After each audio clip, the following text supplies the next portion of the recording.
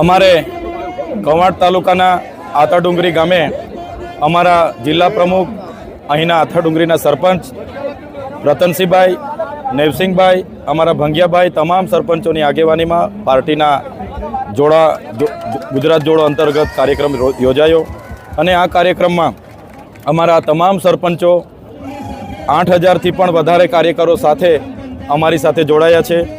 એમાં રતનસિંહભાઈ ભારતીય જનતા પાર્ટીમાંથી 5,000થી પણ વધારે કાર્યકર્તા સાથે જોડાયેલા છે।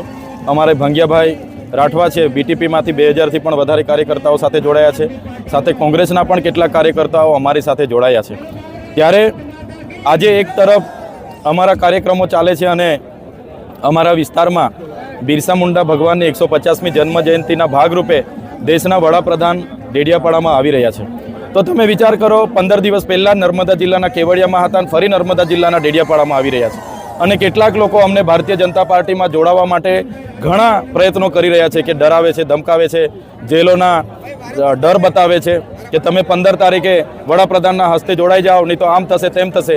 ત્યારે આ ચૈતર વસાવા આદિવાસીનો દીકરો છે, આટલી જેલો કરીને અમને ડરાવવાના કોશિશ કર્યા આ ભૂપેન્દ્રભાઈ પટેલ અને હર્ષ સંઘવીની સરકારે, ત્યારે પણ અમે ડર્યા નથી અને આવનારા દિવસોમાં પણ અમે નથી ડરવાના। એ લોકોનો ટાર્ગેટ છે કે ચૈતર વસાવાને 15મી નવેમ્બરે ભાજપમાં જોડી દઈએ, ત્યારે અમે પણ બધાએ ટાર્ગેટ લીધો છે કે આવનારી તાલુકા જિલ્લા પંચાયતો સુધીમાં 1 લાખ ભારતીય જનતા પાર્ટીના લોકોને અમે આમ આદમી પાર્ટીમાં અમારા સમર્થનમાં જોડીશું।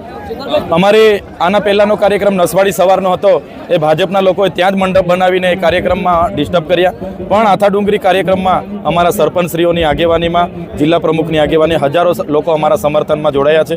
ત્યારે ભારતીય જનતા પાર્ટી પાસે હવે કોઈ મુદ્દા નથી। વિકાસ મહોત્સવ કાઢે છે, અમૃત મહોત્સવ કાઢે છે, હમણાં ગૌરવ યાત્રા કાઢી। અલ્લાભાઈ, એ તો બધું છે જ, બાળકોને શિક્ષણ જોઈએ છે, અહીં બાળકો કુપોષણથી પીડાય છે, સિંચાઈનું પાણી જોઈએ, રોડ રસ્તા જોઈએ છે, રોજગાર જોઈએ છે, એની વાત કોઈ કરતું નથી। બસ રાષ્ટ્રભાવના, રાષ્ટ્રભાવના। અહીંયા શિક્ષણ માગીએ એટલે ભારત પાકિસ્તાન, અહીંયા રોજગાર માગીએ એટલે હિન્દુ મુસ્લિમ, અહીંયા બીજી વાત કરીએ વિકાસની એટલે કે ભાઈ રાષ્ટ્રભાવના। એટલે આ બધી આત્મનિર્ભર બનવાની, એક પેડ માં કે નામ જેવા બોગસ યોજનાઓ લાવીને લોકોને ગેરમાર્ગે દોરે છે, પણ લોકો હવે સમજી ગયા છે આવનારી તાલુકા જિલ્લામાં આ વિસ્તારોમાંથી ભારતીય જનતા પાર્ટીનો સુપડા સાફ થઈ જવાનો છે। જે પ્રકારે હમણાં અતિવૃષ્ટિથી, કમોસમી વરસાદ માવઠાથી નુકસાન થઈ છે, તો સરકારે 1 અઠવાડિયા પછી વાટાઘાટો કરીને ગઈકાલે 10,000 કરોડનું પેકેજ જાહેર કર્યું છે। હવે તમે વિચાર કરો, 33 લાખ હેક્ટરમાં નુકસાની થઈ છે અને આ લોકોએ 1 હેક્ટરના 20,000 કે 22,000 રૂપિયા આપીશું એવી વાત મૂકી છે। 100% નુકસાની થશે તો જ વળતર મળવાનું છે। 50% નુકસાનીમાં તમને 7,000 મળશે, 8,000 મળશે। એટલે આ લોલીપોપ છે। સરકારે વીમા યોજના